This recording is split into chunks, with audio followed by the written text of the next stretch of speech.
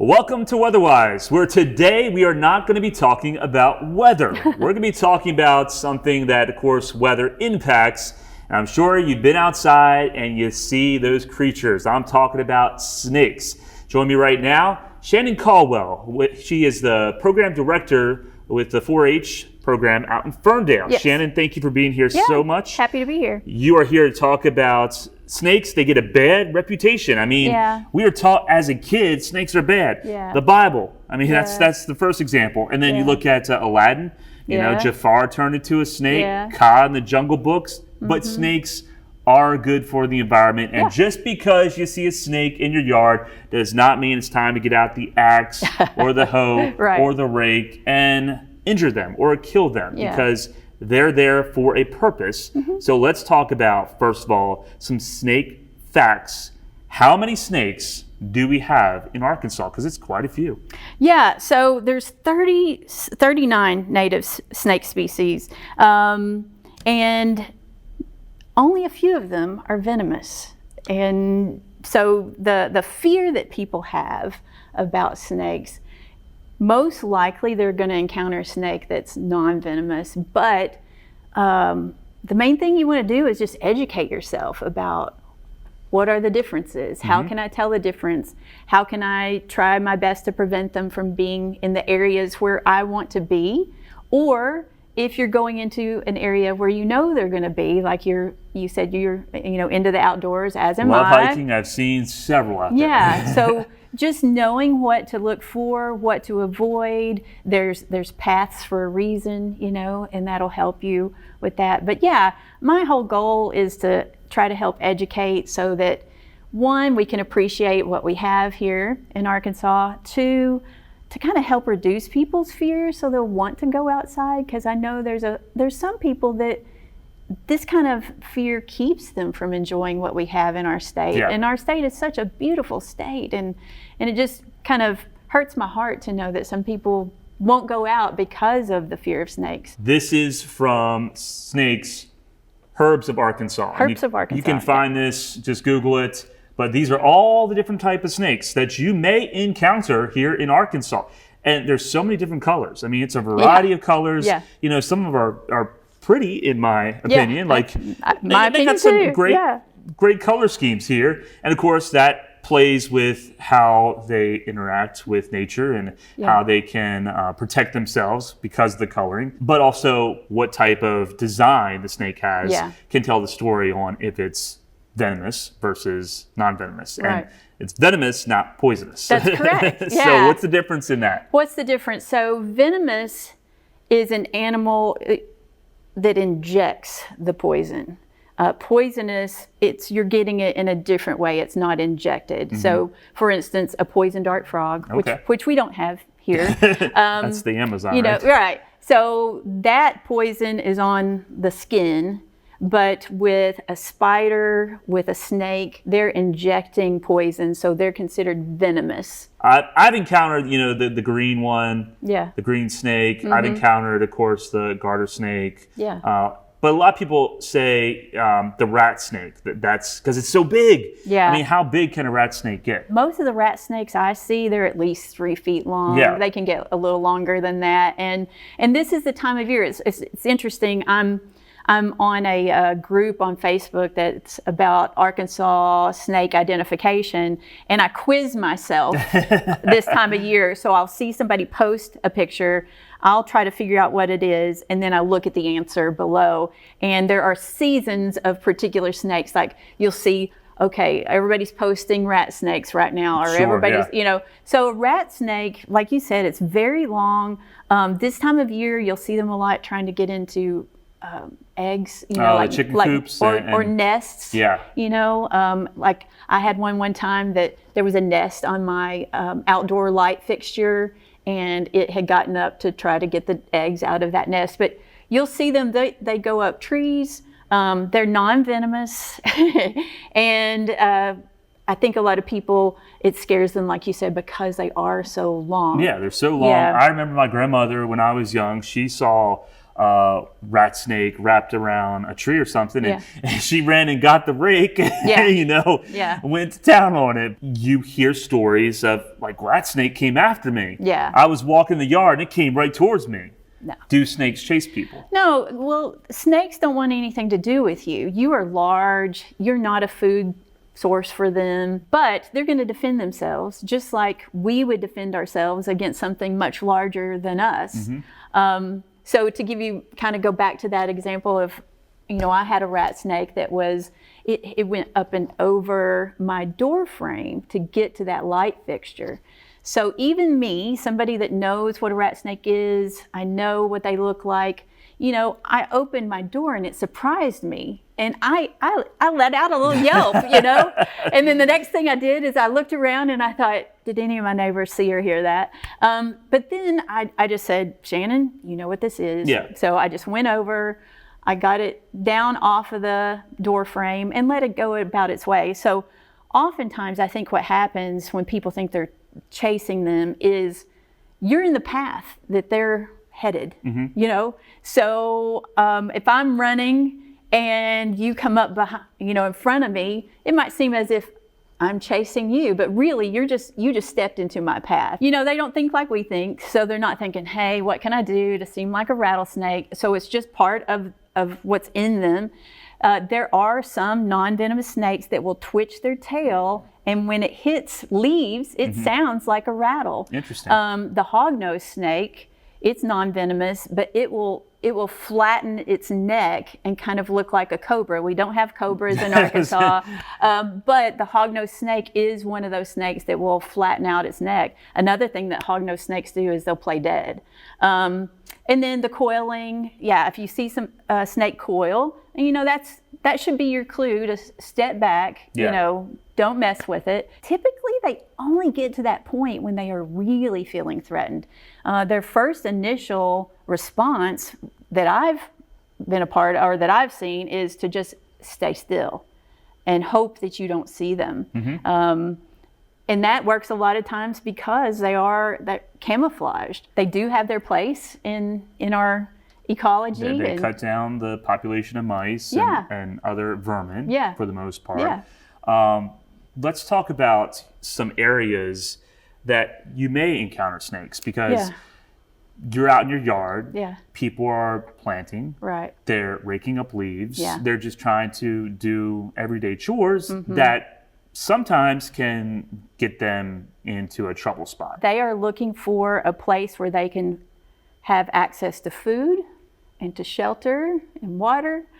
So if you have created that kind of environment where it might be nice for a snake to be, then they're going to be there, You're talking about raking, doing yard work, this time of year when it starts to warm up and we want to get outside and maybe we have left things over the winter. Oh, yeah. When we move that rock, when we move that flower pot, there might be a surprise underneath. So just go into that with, if you so choose to leave things undisturbed for the winter, then keep in mind that when you do disturb them, when you do move them, when you do start your raking, you need to be in that mindset that there may be something that decided that was a good place during the winter. If you talk to your kids about it, don't pass your fears on to them. That's a good idea. Help educate them. And then when you're talking about, hey, let's look past that log, maybe don't say, look past that log to look for a venomous snake, because then it kind of gets in their head,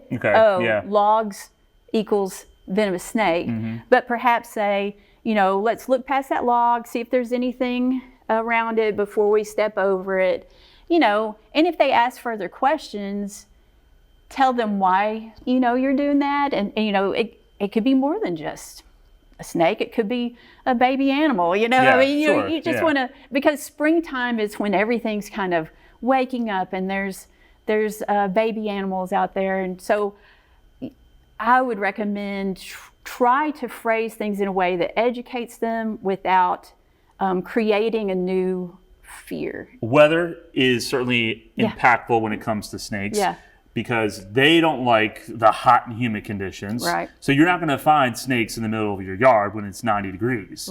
They like weather that we like, probably in the 70s, or they wait for it to cool down in the evenings, or they're out right before sunrise or something like that you want to watch out for? Yeah, so it depends on the time of year, weather related, like you said.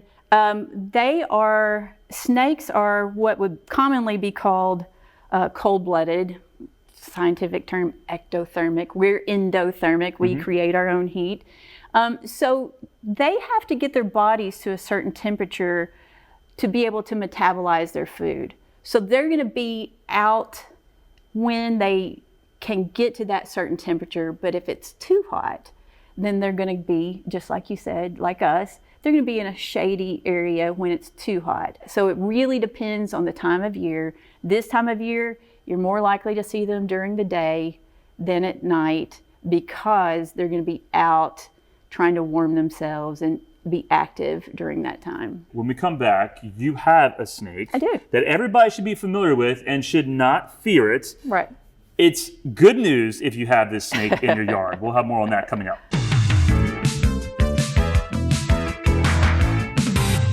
Welcome back to Weatherwise. I've got Shannon Caldwell. She is the program director with the 4-H program at Ferndale. Yep. Now you have a snake in your hands. I do. People that are terrified of snakes would be like, get that away from me. Yeah.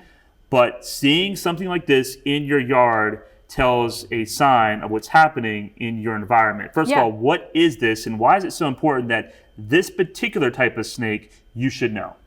So this is a speckled king snake, and it's called speckled because it has a spot on each one of its scales. I don't know if you could see that on the back. Now its belly looks a little different. King snake because it can and will eat other snakes, including venomous snakes. So I've seen a king snake eating a pygmy rattlesnake before. Wow. And the venom does not harm them. Now, I've been told that is only true for venomous snakes that are native to the area that it's native to. So it might not be the case if we were to take this snake to Australia and, but yeah, you may not be king there. This is non-venomous. They do eat, like I said, other snakes, but that's not their main diet. They eat rodents and other small animals. We feed this one. This one's one we use for education out at the 4-H center. But we feed this one mice. You want to make sure that you aren't creating an environment for snakes if you don't want snakes in your yard. And one thing that some people don't think about is if they leave like excess food around, birdseed, dog food, cat food. Because that attracts mice. Yes. I mean, so the snakes, I mean, going to follow that. Yeah. If they've got easy access to rodents, they're going to go where they have easy access. Sure. But again, if you have mice in your area and you're looking for something to chomp down on some of them, some people have barn cats. Maybe you need a king snake, but they also eat eggs too. So okay. I wouldn't depend on this snake to completely take care of if you have an issue with venomous snakes in your yard. Don't think, well, I've got a king snake, I'm good to go. I mean, king snake's going to help out, but he's not on payroll, Makes sense. Well, he seems so docile. Well, this one we've had for a while. Like I said, we use this snake for education out at the 4-H center. So it's used to being handled. But in general, even with non-venomous snakes, it's not ideal to want to get down there and handle them because one, you still could be bitten by a non-venomous snake. They have teeth. But if you are bitten by a non-venomous snake, you just treat that like you would treat any wound, whatever you do for wound care. What's the name of the snake? Well, we don't really have a name. We just call it speckled king snake. Okay. I don't know if you wanted to talk about, sometimes people talk about the head size if you want. identification. Yeah. Hey, you're the expert. So this one's head is about the same size as its body, which is a common way to alleviate some of the concern about whether it's venomous or not. It's not the only, you can't say that 100% of the time that's the case because like the coral snake that we have in Arkansas and parts of Arkansas in the south, its head is the same size as its body. It doesn't have that triangular shape. And then like the hognose snake, its head can sometimes look triangular, but it's non-venomous. So there are exceptions, but in general. And then also in general, if you look at, I don't know if you can see let's see here, turn it like that.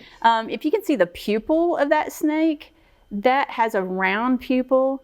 Our pit vipers, which are a category of venomous snakes in Arkansas, they do have that kind of slit-looking pupil. Right? Yeah. But the coral snake, again, has a round pupil. So, that is one way to help you identify here in Arkansas. And again, oh, by the way, seeing my hand like that, one day we had a student that said, "Are you not choking that snake?" No, I'm not. I'm just holding it still. I'm just holding it still.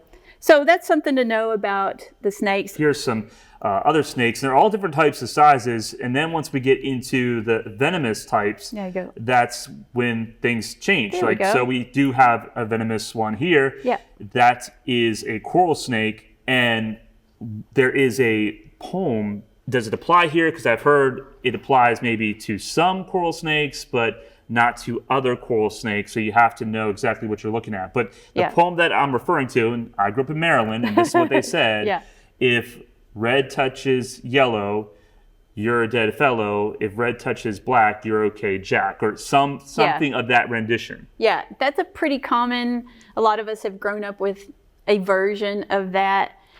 It can be helpful, but sometimes they're just like in a lot of other animals, there can be variations of color or pattern that may be unusual for that species.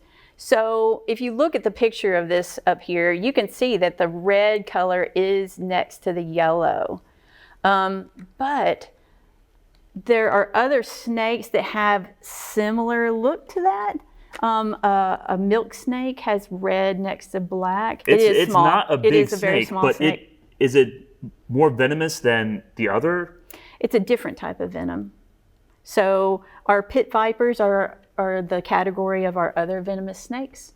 And this one has a different type of venom from those pit vipers. Okay. So if you get bit by a coral snake, you got to go to the doctor right away, like emergency room type situation? If you get bit by any venomous snake, the recommendation is immediately seek medical care. In your yard, that's no problem to contact emergency services. Right. But if you're hiking and you're 6 miles into a hike, that can lead into really a life and death type situation. Well, what I say is if you're planning to do those kinds of trips where you're going to be that far away from medical care, you need to take responsibility caring for yourself. And one of those recommendations I have is take a wilderness first aid class. All of us out at the 4-H Center that work with programs, we have taken wilderness first aid or wilderness first responder. And we host a class out there every 2 years in case anybody's interested. But that type of first aid is a little bit different from your typical layperson first aid because, the typical first aid you get from Red Cross or someplace like that, they're telling you how to take care of things until that emergency personnel show up. And they assume you're not going to be caring for that person for a long period of time. But if you're going to be out away from definitive care, you need to learn what is going to be different about how to care for yourself or care for others if you're going to be a long time before you get to definitive care. Now, the other ones, these are the more classic ones that we encounter. And that's the copperhead. And you always hear those things are nasty. Like they're aggressive. Is that true? Are they very aggressive? And no. Have you encountered a copperhead in the wild? Oh yeah. And if you look at these maps with these snakes here, the ones that are almost completely green for the state, those are the ones you see most often. And those are the ones that I get questions about all the time. And honestly, the question I get most often, because people will send me pictures, family, friends, is this a copperhead? Everybody thinks anything with a pattern is a copperhead. And that's a natural response because you want to make sure you're protecting yourself. But oftentimes it's not. Copperheads, and you said it earlier, they're beautiful. They're actually a very beautiful snake. And you also brought up, we were talking about Nathan's knowledge earlier. You brought up, see that shape on the side? People oftentimes say it's like a Hershey Kiss shape.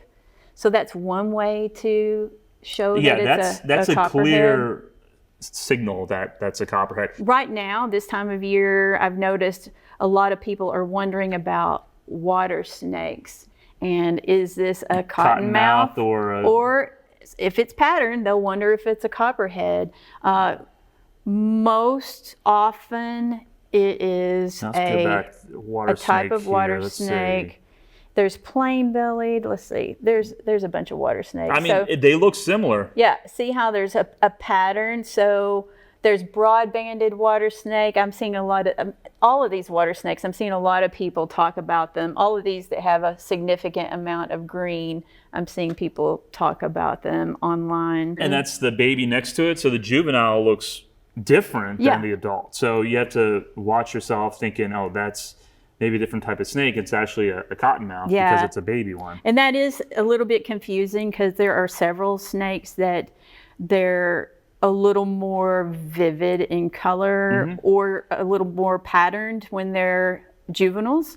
The copperhead, the tip of the tail on a juvenile copperhead is a kind of a light green color. Well, I've encountered 2 of these snakes in the wild, and just not when I'm thinking about it. The first one was Mountain Magazine State Park, right there where the lodge is, and you walk down this path that goes down to where they do the rock climbing. So it was clear. It was a sunny, cool day. I think it was like March or something. And I was just walking along and hopping from rock to rock.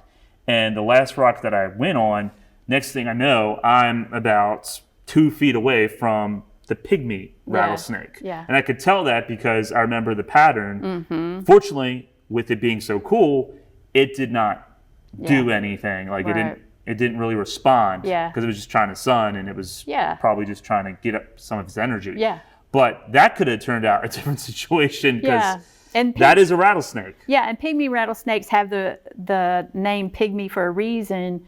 They are not very large. It was small. They're a small snake, and that's not a juvenile version of the snake. That's the full length of the adult snake, and it's not very large. One of the telltale signs for the pygmy rattlesnake is that kind of rust color down the back of that snake. And of course, a rattle, but its rattle is not very big because it's not very big. It's probably a foot, 2 feet maybe. And then last year, we were at Flatside Pinnacle. Just started the trail, and we were walking along, and this family stopped us, and I was like, "Why are you stopping us?" And they said, "Don't go any farther. There's a giant rattlesnake in the middle of the trail." And sure enough, he was coiled up, and my heart sank a little bit because I've never encountered a Western diamondback rattlesnake in the wild, and that thing was a beast. It was huge. They're usually pretty chunky. It was chunky. He must have just had something to eat. But it was like, okay, what do we do? It's blocking the trail. What do we do? So I went outside the trail because he wasn't moving, and then gave him plenty of space. And watched him closely to go on the other side. But just the fact that it was 5 minutes into the trail, boom, there's a rattlesnake. It was a little shocking. So you did what you should do. Try your best to avoid them. Try your best to talk to anybody coming up the trail. Hey, there's a snake up there. And then, you talk about being at a state park. Another good thing, I know that the diamondback was not at a state park, but the pygmy rattlesnake was. If you can find one of the state park employees and let them know, just so that that way they can also protect their clientele that are there at the state park. Nice. If you enjoy the outdoors in Arkansas, there are snakes here. That's like when kids come out to the 4-H center and they say, "Do y'all have snakes here?" Yeah. I'm not going to lie to them. But I'm also going to try to educate at the same time. And what I would say here is, if you're going to go hiking, if you're going to make it something that you do often, the odds are good that at some point you're going to see a snake. The noise factor, again, I kind of keep going back to other animals as well. the noise factor is kind of just to let animals know you're in the area, so that if they want to flee, they can. Mm-hmm. You're not surprising them, because just like us, if we're surprised, we're more likely to respond in a defensive manner than if we're not surprised. Educate yourself, educate your little ones. Try, even if you don't feel like you can get over that fear, try your best not to pass that fear on to others. Mm-hmm. And try not to say things like, the only good snake is a dead snake. It's like, that's... And you said it's illegal to kill a snake in Arkansas and several other states, which I did not realize, but there are ramifications if you need to do that. Yeah, so if you feel like you're in danger, then, you know, they understand that. If it's a venomous snake. Yeah, but to just go out and, it is illegal. It's illegal to kill anything that doesn't have a hunting season on it. Okay. You know, as far as wildlife Makes goes. sense. Thank you for giving me the opportunity to you have chat this, with you. this guide here too that is really, I think, a cool thing to have if you're going camping or if you just want to have it around your house. And this is, you want to explain exactly what this is? Sure. So this is through the Game and Fish Commission, and you could download the PDF. It's free. They have other free publications. They have one that's for backyard birds, for fish, I think, waterfowl. They have a lot of free publications, and I just happen to have one that's in print. But I'd also like to talk about the fact sheet that Extension has, if you don't mind. The late Dr. Becky McPeak, she just recently passed away. She put this fact sheet together. It is a really great, all-encompassing fact sheet about snakes in Arkansas. It includes identification. It includes how to kind of prevent them from getting in your yard, what to do about snake bites, how to prevent snake bites. So it's just a really good overall educational publication that you can find on our Extension website. And thank you for watching Weatherwise. Hopefully you learned something today, that snakes are not as scary as they seem, and just stay away, respect their boundaries.